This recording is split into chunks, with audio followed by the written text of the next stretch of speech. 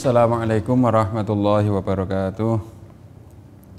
Bismillahirrahmanirrahim. Alhamdulillahirabbil alamin. Wa bihi nasta'inu ala umurid dunya waddin. Wassalatu wassalamu ala asyrafil anbiya'i wal mursalin sayyidina wa maulana Muhammadin wa ala alihi wa sahbihi ajma'in. Subhanaka la ilma lana illa ma 'allamtana innaka antal alimul hakim. Wa tub 'alaina innaka antat tawwabur rahim. Amma ba'd.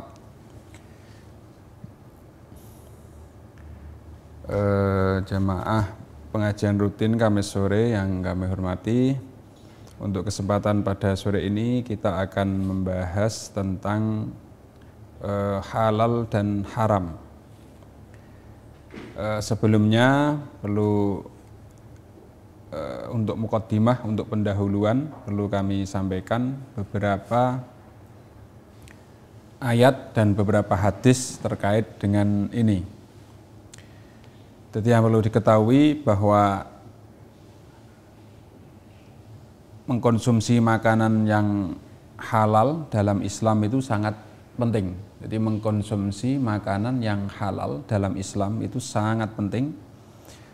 Sangat penting karena sebagai bukti keimanan kita. Sebagai bukti keimanan, dan karena untuk mengkonsumsi makanan-makanan yang halal itu sudah menjadi perintah Allah. Baik, untuk pendahuluan kami akan membacakan beberapa ayat dari Al-Quran. Yang pertama adalah surat Al-Maidah. Surat Al-Maidah, ada surat Al-Baqarah. Ini yang halal dulu, nanti kemudian menyusul yang haram.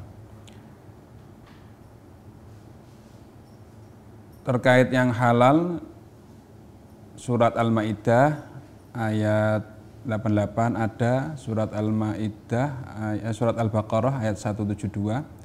A'udzubillahi minasyaitonirrajim. Bismillahirrahmanirrahim. Ya ayyuhalladzina amanu kulu min thayyibati ma razaqnakum washkuru lillahi in kuntum iyyahu ta'budun.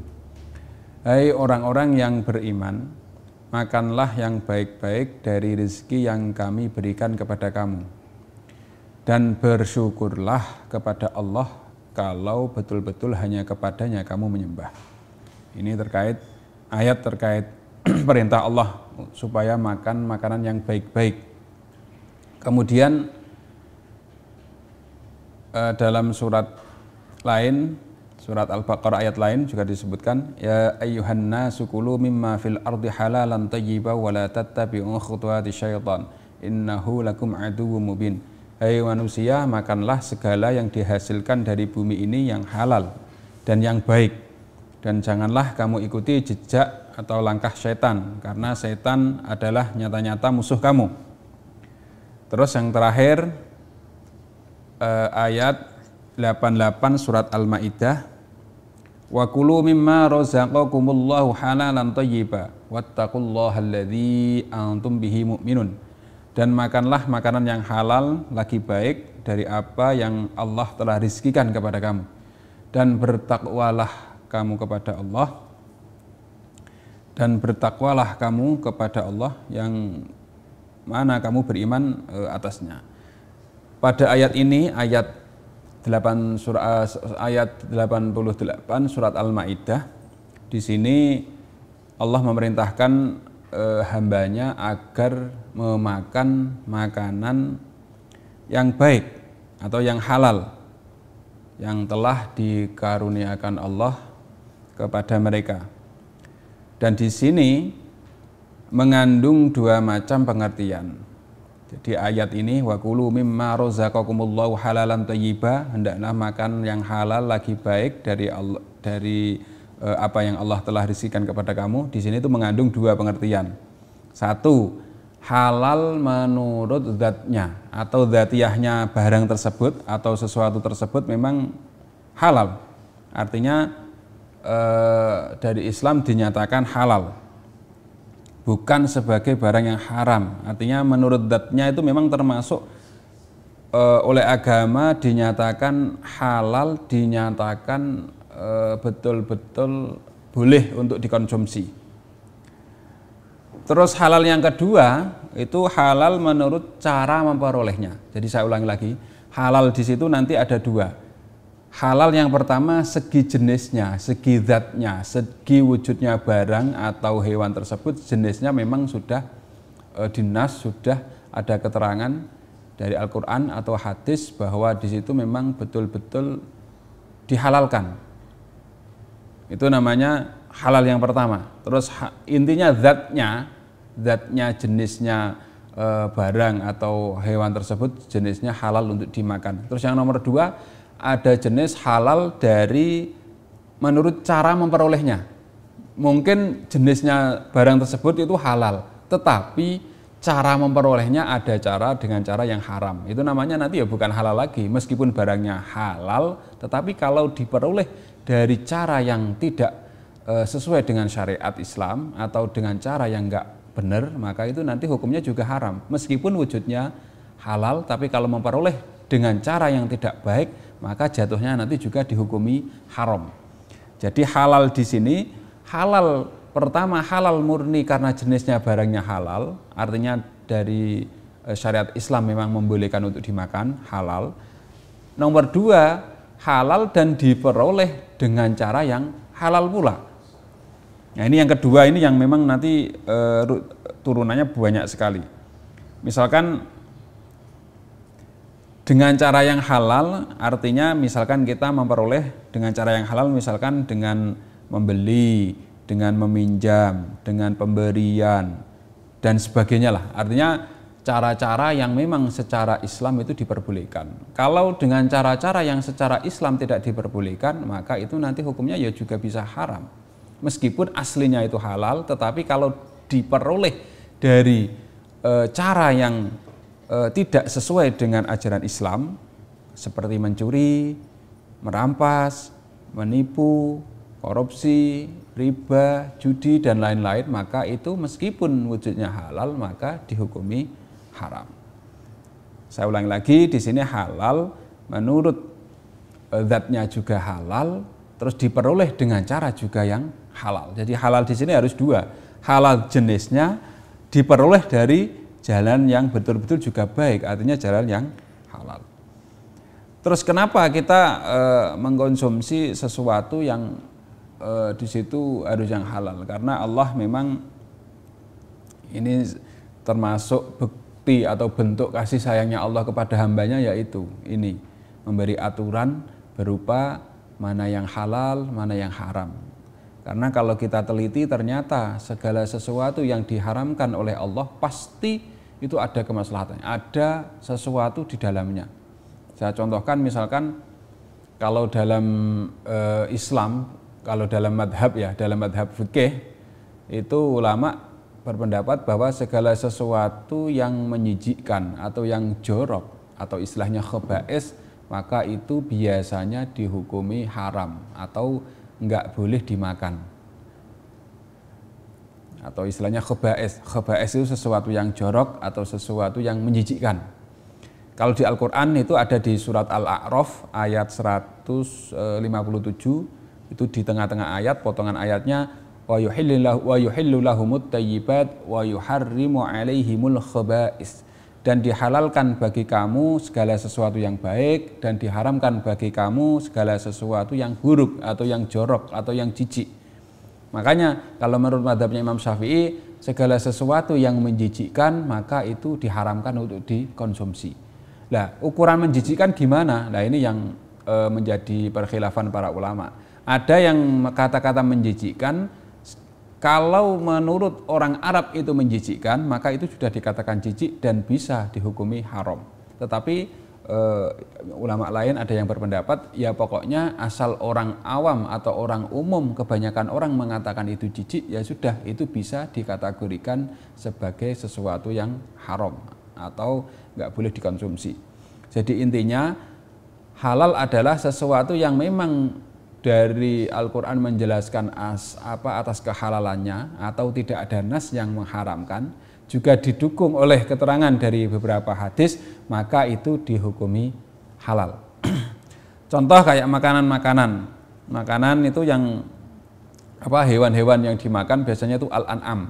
An'am itu jenis hewan-hewan yang boleh dimakan, misalkan kayak sapi, kayak onta, kayak kambing, kerbau, itu jenis hewan-hewan yang memang boleh untuk dimakan, an'am. Terus kalau kuda, nah ini ada yang beda pendapat. Kuda itu ada, kalau menurut mazhabnya Imam Syafi'i boleh dimakan, tetapi kalau menurut mazhab yang lain ada yang mengatakan boleh, ada yang mengatakan makruh. Memang dulu khusus untuk kuda itu sempat tidak diperbolehkan di era itu, karena kepentingannya kalau kuda boleh dimakan nanti, padahal kuda di situ era dulu alat transportasi, juga alat untuk perang. Kalau itu boleh dimakan maka nanti akan perkembangbiakannya akan sulit, akan sedikit lah, makanya terus dulu sempat dilarang. Tetapi ulama sampai sekarang banyak yang menghalalkan, juga banyak yang menghukumi makruh. Itu kalau terkait dengan kuda. Saya lanjutkan hewan-hewan yang diharamkan. Kalau hewan-hewan yang diharamkan itu di surat Al-Baqarah juga surat Al-Maidah diterangkan. Yang pertama, innama harrama 'alaikumul maitatu wad-damu wa lahmal khinziri wa ma uhilla bihi li ghairillah. Famanittura ghaira baghin fala 'atun fala isma 'alaihi innallaha ghafurur rahim. Yang artinya Allah hanya mengharamkan kepada kamu satu bangkai, darah, daging babi, dan sembelihan yang diperuntukkan selain Allah. Mereka yang terpaksa makan dengan tidak berniat melanggar atau melampaui batas tidaklah berdosa. Artinya boleh untuk dimakan kecuali darurat, artinya nggak ada makanan lain kecuali hanya itu. Maka Allah sungguh Maha Pengampun lagi Maha Penyayang.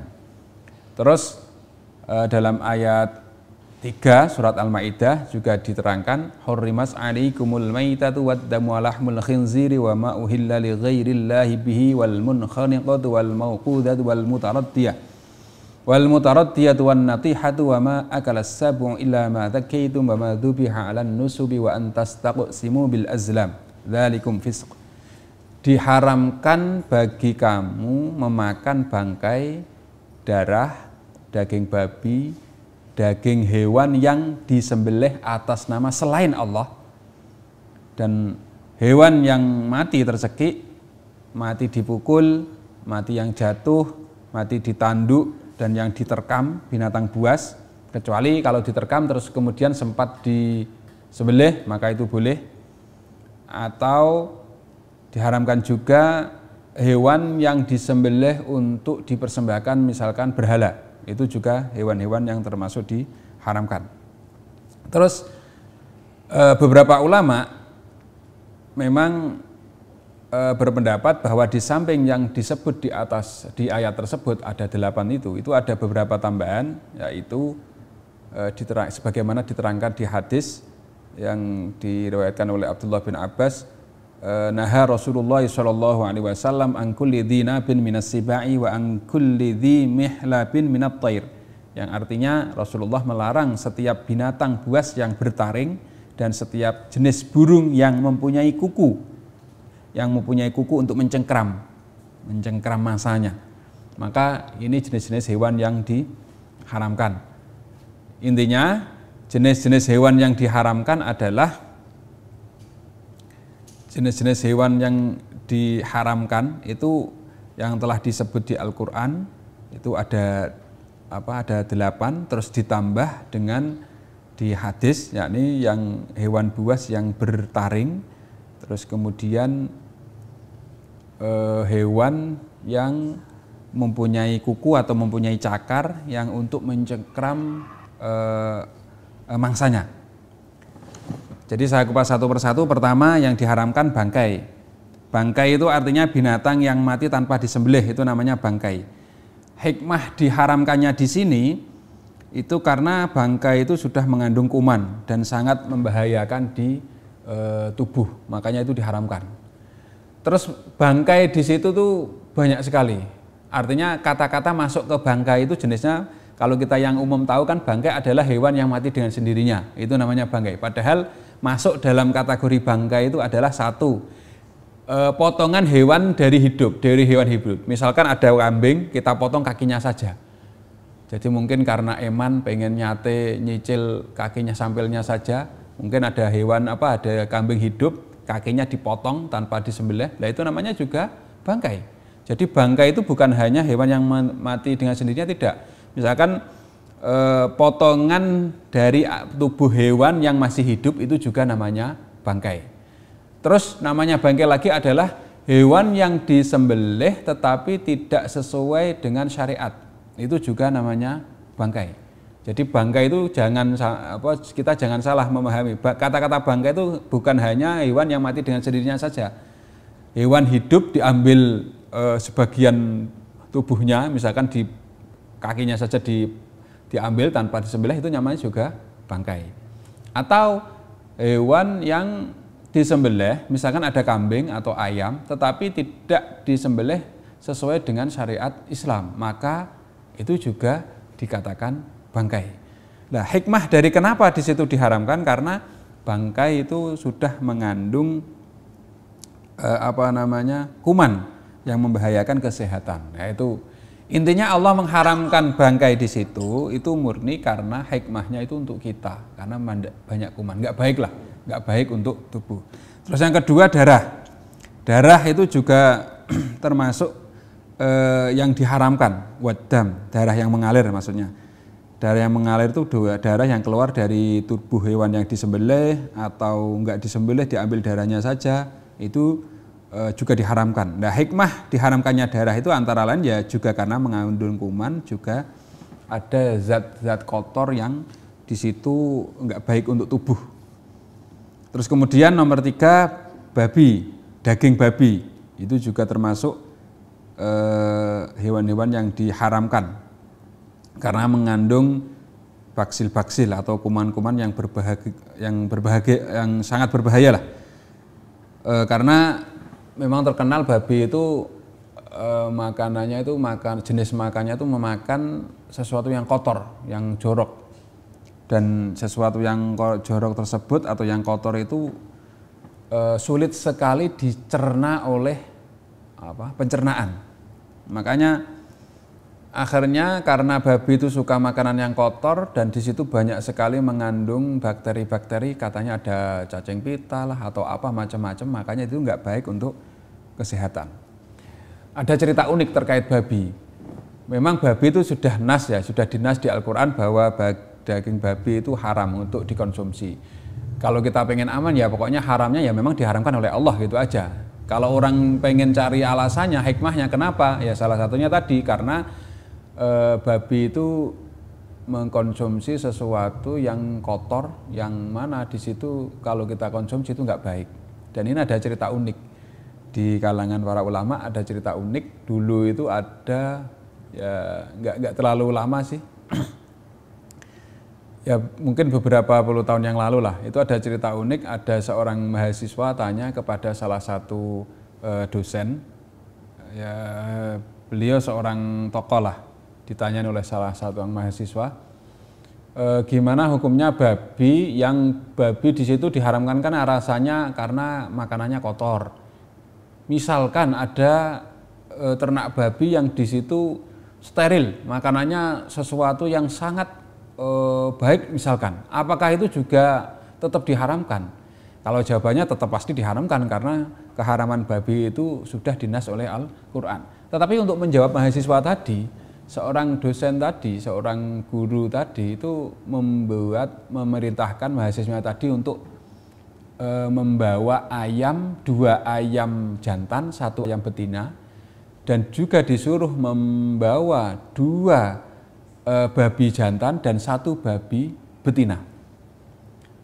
Seorang mahasiswa yang disuruh oleh dosennya membawa itu kaget. Pertanyaannya hukumnya gimana makan daging babi yang dibudidaya dari sesuatu yang baik dan steril itu hukumnya gimana, kok disuruh membawa hewan itu gimana? Ternyata seorang dosen tadi pengen langsung menunjukkan salah satu alasan kenapa diharamkannya daging babi. Dan di situ ternyata ada 2 hewan tadi, 2 ayam tadi, ayam jantan sama 1 betina itu dilepas. dikumpulkan, dikurung jadi satu. Ternyata 2 ayam jantan ini bertarung, merebut 1 betina. Artinya 2 ayam jantan ini saling mempertahankan pengen merebut 1 ayam betina. Tapi beda dengan 2 babi tadi. Pejantan babi 2, ada 1 betina babi, ketika dikumpulkan mereka tidak merebut, justru malah saling mendukung. Yang satunya, mohon maaf, satunya yang jantan dari babi satunya itu pas waktu mau mengumpulin betinanya malah didukung oleh yang satunya. Artinya kayak nggak ada nggak ada malunya lah, nggak ada ghirahnya sama sekali, nggak ada, ya itulah. Dari kejadian itu akhirnya seorang mahasiswa tadi akhirnya sudah bisa mengambil pelajaran dari seorang dosen tadi. Oh, ternyata jenisnya babi itu hewan yang memang pasif, artinya dia itu cuek, ada sesuatu yang sifatnya apa itu nggak mau tahu, nggak punya, kayak kalau manusia nggak punya harga diri. Jadi ghirah itu apa ya, semangat untuk sesuatu kebaikan itu nggak ada. Makanya kalau orang kebanyakan makan babi itu, kalau menurut salah satu dosen tadi itu sifat ghirahnya itu kurang, sifat semangatnya, sifat aktifnya itu kurang. Nanti lebih ke sifat pasifnya yang akan dominan. Nah, itu sebagian dari salah satu kenapa hewan babi itu diharamkan. Yang jelas kita harus sepakat bahwa itu nasil Quran, dinas dari Al-Quran. Terus yang kemudian yang diharamkan lagi adalah hewan yang disembelih dengan menyebut atau mengagungkan nama selain nama Allah. Ada hewan disembelih tidak menyebut nama Allah atau bahkan menyebut selain nama Allah, maka itu hewan tersebut diharamkan. Nah, ini penting ini. Untuk hewan yang disembelih itu, kalau dalam Islam itu yang penting hewannya itu, yang menyembelih yang penting itu Islam. Tidak harus membaca bismillah, itu sudah halal. Saya ulangi lagi, kalau masalah penyembelihan, misalkan ada penyembelihan hewan atau apa, itu asal yang menyembelih itu orang Islam, itu dagingnya nanti, penyembelihan nanti sudah menjadi halal. Jadi tidak harus membaca bismillah, kecuali kalau memang sesuatu tersebut itu rawan sekali untuk tidak pas. Saya contohkan, misalkan kalau di Jawa itu ada namanya sedekah laut, ada namanya sedekah bumi, ada namanya selamatan atau apa. Biasanya kan menyembelih kambing, menyembelih kerbau, menyembelih sapi atau apalah. Nah, kalau memang itu untuk biar supaya yakin halalnya, ya kita cara menyembelihnya melafalkan bismillah. Meskipun kalau asal yang menyembelih itu orang Islam, maka itu sudah halal, dagingnya itu sudah halal, nggak harus membaca bismillah. Asal yang menyembelih Islam itu sudah halal. Makanya di sini kalau hewan yang disembelih tanpa menyebut nama Allah, maka di situ diharamkan. Tetapi misalkan gini, ada orang Islam, tetapi dia menyembelih hewan, tetapi menyembelih hewan tersebut bukan untuk dikonsumsi, tetapi untuk dipersembahkan untuk apalah misalkan. Nah, itu menjadi haram nanti. Atau ada orang yang menyembelih melafalkan tidak menyebut nama Allah, misalkan melafalkan selain nama Allah, misalkan demi apalah, nah, itu menjadi haram juga. Kalau asal yang menyembelih orang Islam itu sudah menjadi halal. Saya lanjutkan untuk berikutnya, yang diharamkan lagi adalah hewan yang mati tercekik, hewan yang mati dipukul. Ini juga finasil Al-Quran, di surat Al-Ma'idah tadi sudah dijelaskan oleh Allah. Kenapa hewan yang tercekik, hewan yang dipukul kok diharamkan? Karena ternyata secara penelitian, hewan yang matinya dengan cara dicekik atau dipukul itu ada karena pengendapan darah atau apa, itu menjadi ada semacam kayak bakteri atau apa, kalau di sini dijelaskan. Ada semacam bakteri, ada semacam zat yang berbahaya. Makanya dengan menyembelih itu sudah, karena hewan kalau pas mau meninggal, kalau nggak darahnya dialirkan, itu nanti akan menggumpal dan situ akan mengandung bakteri atau zat-zat yang berbahaya bagi daging hewan tersebut. Makanya kenapa di situ daging yang mati tercekik atau hewan yang mati tercekik atau hewan yang mati dipukul itu haram ya, karena alasannya karena berbahaya bagi tubuh kalau kita konsumsi. Di samping itu juga tidak sesuai dengan ajaran Nabi, karena Nabi itu pernah dawuhan, innallaha katabal ihsan ala kulli syai'in fa idza qataltum fa ahsinu al qatlah. Sesungguhnya Allah itu mewajibkan berbuat baik kepada setiap sesuatu. Kalau kamu membunuh, bunuhlah dengan cara yang baik. Artinya kalau kamu mau menyembelih, maka sembelihlah dengan cara yang baik. Fa idza dzabhtum fa ahsinu dzabhah. Ketika kita mau menyembelih, maka perbaiklah penyembelihan. Terus wal yuhidda ahadukum safratahu. Dan hendaknya penyembelihan tadi, pisaunya atau alat penyembelih tadi hendaknya itu tajam. Jangan sampai enggak tajam, karena kalau enggak tajam itu memperlama kematiannya hewan tersebut, itu juga menyiksa. Terus hendaknya wal yurih dzabihatahu, hendaknya memberi istirahat kepada hewan tadi. Terus masalah penyembelihan tadi itu ada pertanyaan unik biasanya di orang umum atau di pesantren, bagaimana hukumnya hewan yang misalkan tertabrak truk atau tertabrak motor atau tertabrak mobil, terus kemudian seakan-akan masih ada biasanya kan orang umum, orang kampung atau orang awam langsung diambil terus mencari pisau untuk disusulin atau ditututin supaya bisa disembelih. Itu hukumnya gimana? Nah, itu memang hukumnya ada beberapa pendapat ulama. Yang jelas logikanya begini. Misalkan ada hewan, misalkan sapi atau kambing atau ayam tertabrak mobil lah, misalkan kendaraan. Di situ kira-kira misalkan tanpa disembelih, itu dengan sendirinya kira-kira mati enggak hewan tersebut ketika habis ditabrak. Artinya tanpa ditututin, tanpa disusulin penyembelihan, itu kira-kira hewannya mati apa tidak. Kalau misalkan tanpa disembelih sudah mati dengan sendirinya, wah itu kan berarti bisa kemungkinan tanpa disembelih memang sudah saatnya berarti proses atau sebab kematiannya karena ditabrak, bukan karena penyembelihan.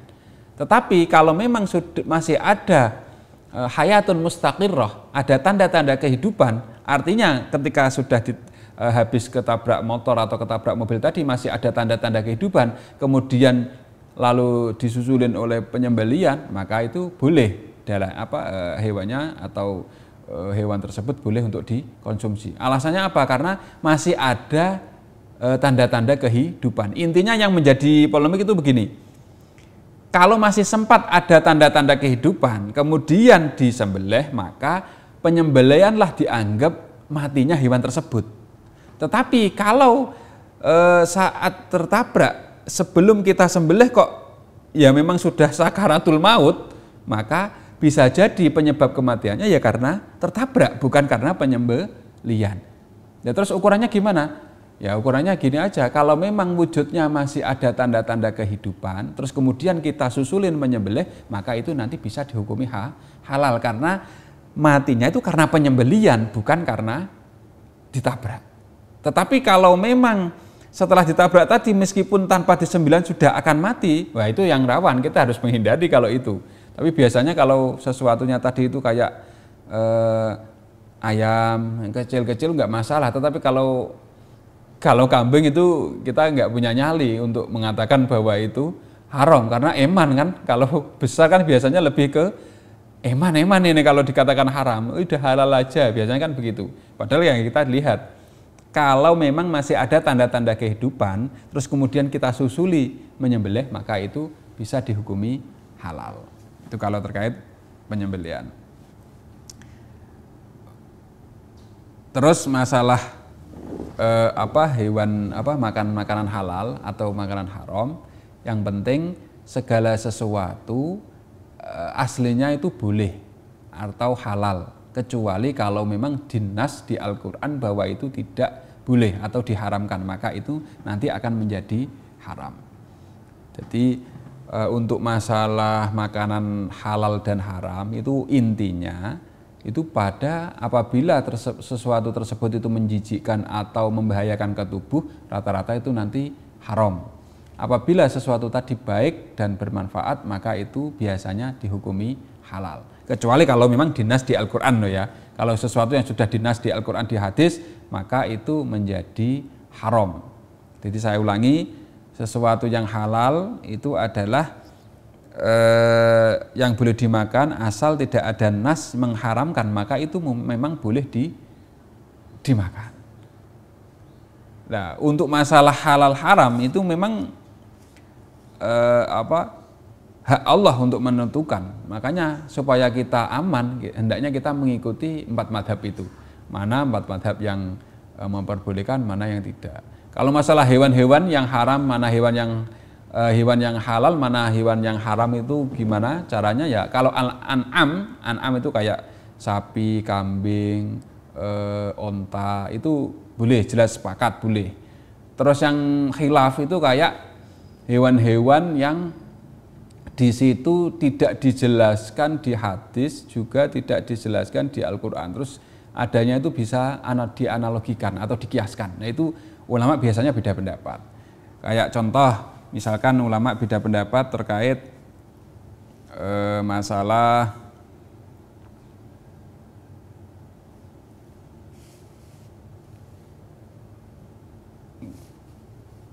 ayam sendiri. Kalau Imam Ibnu Hambal, Ahmad bin Hambal itu malah nggak makan ayam. Alasannya ayam kan kadang juga makan sesuatu yang jorok atau makan sesuatu yang kotor. Kalau dalam fikih itu begini, jika hewan tersebut hewan jenisnya boleh dimakan, tetapi kalau hewan tersebut mengkonsumsi najis atau mengkonsumsi sesuatu yang nggak baik, ya contohnya najis lah, misalkan ada ayam, setiap harinya ayam tersebut mengkonsumsi najis, itu kalau dalam aturan fikih hendaknya sebelum disembelih ayam tersebut harus dikarantina dulu, disterilkan dulu, dikasih konsumsi sesuatu yang tidak najis. Atau misalkan kayak lele kan ada yang jenisnya budidaya lele itu dikasih bangkai ayam atau bangkai apalah, dikasih makan itu. Itu caranya kalau mau dikonsumsi biasanya dikarantina dulu beberapa minggu, dikasih makanan normal. Misalkan dikasih pelet atau dikasih apa. Itu nanti supaya sifat makanannya yang di situ itu biar normal dulu. Ada yang mengatakan begini. Intinya kalau masalah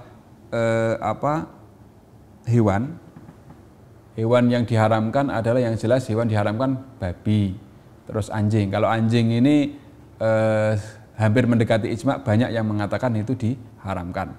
Kalau masalah najisnya memang beda. Kalau Imam Syafi'i mengatakan anjing itu najis. Kalau Imam Malik kalau nggak salah itu mengatakan tidak najis, tapi Imam Abu Hanifah tidak najis, tapi cara mensucikannya tetap 7 kali, yang salah satunya dicampur dengan debu. Cara mensucikan najis mughaladah itu loh. Jadi kalau masalah najisnya itu ada yang mengatakan najis, ada yang mengatakan tidak. Tetapi yang tidak mengatakan najis, cara mensucikannya tetap sama dengan orang yang mengatakan najis. Jadi intinya kalau cara mensucikan najis mughaladah atau najis mughaladah itu sama, yaitu 7 kali, yang salah satunya dicampur dengan debu. Tetapi kalau masalah yang yang diharamkan itu biasanya yang mempunyai hewan buas yang mempunyai taring, atau hewan yang mempunyai cakar atau kuku yang cakar tersebut untuk menyekram mangsanya. Nah, itu biasanya yang memang diharamkan. Terus kalau kayak himar, keledai itu ada yang khilaf, ada yang mengatakan boleh, ada yang mengatakan tidak. Kalau ini khilaf ulama. Memang selamanya akan menjadi khilaf kalau terkait dengan tidak adanya nas dari Al-Quran atau dari hadis. Saya ulangi, kalau yang umum yang diharamkan intinya sesuatu yang memang khaba'is, yaitu sesuatu yang jorok, yang jijik atau yang kotor. Kalau yang dihalalkan adalah sesuatu yang baik. Terus kenapa di sini kok pengaruh sekali halal haram perlu kita perhatikan? Karena makanan yang kita makan, yang kita konsumsi itu akan pengaruh sekali ke tubuh kita. Dan itu akan mengalir ke tubuh kita menjadi darah, menjadi kemudian ada di hati, terus misalkan anak cucu kita, anak keturunan kita juga nanti akan pengaruh. Itu sangat pengaruh sekali di makanan. Makanya kalau makanan itu halal, nanti insya Allah orangnya biasanya perilakunya atau apanya akan mencerminkan sesuatu yang baik. Tetapi kalau yang dikonsumsi itu sesuatu yang haram atau sesuatu yang memang jenisnya diharamkan, maka watak itu juga akan pengaruh. Itu bisa kita bedakan kayak hewan-hewan buas yang memakan makanan apa? Itu kan biasanya hewan-hewan buas kan karena makan sesama hewan itu kan sifat buasnya kan tinggi. Beda dengan hewan-hewan yang makan jenisnya makan tumbuh-tumbuhan kayak makan rumput, makan apa, itu kan bisa dilihat dari hewan-hewan yang ada itu bisa menjadi iktibar kita. Hewan yang buas kan karena makanannya ya makanan daging. Kalau hewan-hewan yang makanannya rumput atau apa kan jenisnya tidak menjadi buas. Nah, sama dengan orang yang makan jenisnya makan makanan yang haram, itu biasanya akan masuk ke sifat-sifat yang enggak baik. Kalau sesuatu yang dimakan itu halal, baik, maka akan mencerminkan sesuatu yang baik. Perilakunya pun juga akan baik. Mungkin ini pendahuluan dari kami terkait dengan hewan-hewan atau sesuatu yang dihalalkan juga yang diharamkan. Intinya kalau di Al-Quran yang sangat soreh sekali di ayat 157 surat Al-A'raf, Allah berfirman wa yuhillu lahumut thayyibat, dan Allah menghalalkan bagi mereka yang baik-baik, wa yuharrimu alaihimul khaba'ith, dan mengharamkan sesuatu yang buruk-buruk atau yang jijik atau yang jorok atau yang jelek, itu diharamkan. Nah, dari ini itu menjadi hukum bahwa segala sesuatu itu aslinya halal kecuali kalau memang dinas di Al-Quran bahwa itu haram atau dinas di hadis bahwa itu haram. Intinya makanan apapun, entah itu hewan, entah itu makanan apapun. Terus yang nomor dua, cirinya asal sesuatu tersebut tidak membahayakan tubuh, itu juga nanti dihalalkan. Kalau membahayakan tubuh meskipun itu halal, itu nanti juga akan diharamkan. Kayak misalkan kita makan sesuatu yang sifatnya asalnya itu halal. Misalkan kayak batu awalnya kan halal saja, enggak najis. Tetapi kalau itu jenis batu kok kemudian dimakan malah membahayakan tubuh atau kaca atau apa, ya itu menjadi haram. Jadi al-aslu semuanya perkaranya itu aslinya itu halal kecuali sesuatu yang memang dinas di Al-Quran atau keterangan di hadis menjelaskan keharamannya, maka itu akan menjadi haram. Jadi aslinya sesuatu tersebut itu halal kecuali sesuatu yang memang dinas atau termaktub di Al-Quran atau di hadis.